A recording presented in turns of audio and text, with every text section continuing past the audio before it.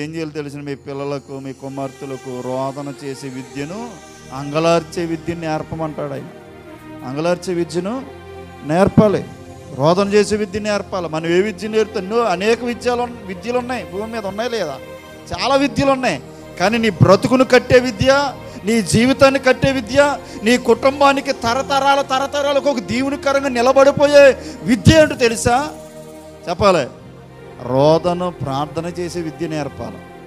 దేవుని పాదాలు ఎలా పట్టుకోవాలో, దేవుని దగ్గర ఎలా మోకరించాలో, దేవుని దగ్గర చేతులెత్తి ఎలా కన్నీరు కార్చి ప్రార్థన చేసి దేవుని దగ్గర నుండి ఎలా పొందుకోవాలో అటువంటి రోదన కలిగిన అంగలార్ప కలిగిన విద్యను నీ కుటుంబానికి నువ్వు నేర్పగలిగితే చెప్పాలి, నువ్వు వయసు అయిపోయే కాదండి, నువ్వు అప్పటి నుండి సమాధానంగా మనశాంతంగా బ్రతికిన కొద్ది రోజులని బ్రతకగలుగుతావు.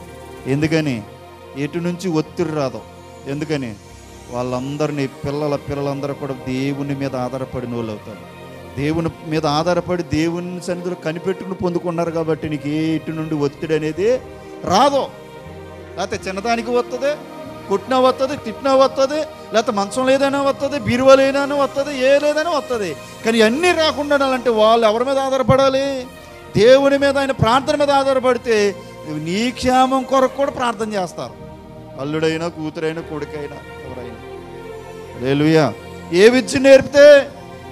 రోదన చేసే విద్య నేర్పాలి, అంగలార్చే విద్య నేర్పాలి. అది ఎందుకంటే పాస్టర్ గారు ఏంటంటే ఈరోజు కళ్ళకు కనబడకపోవచ్చు కంటికి ఇవన్నీ కనబడినట్టు విద్యలు, కానీ రేపు వారి బ్రతుకులను, వారి పిల్లల బ్రతుకులను కట్టేది కూడా అదే విద్య. హల్లెలూయా. ఎంత వేదనతో దుఃఖంతో చేశారండి. ఈ రోజు ఉందా దుఃఖం? మరి ఏ దుఃఖం ఉంది?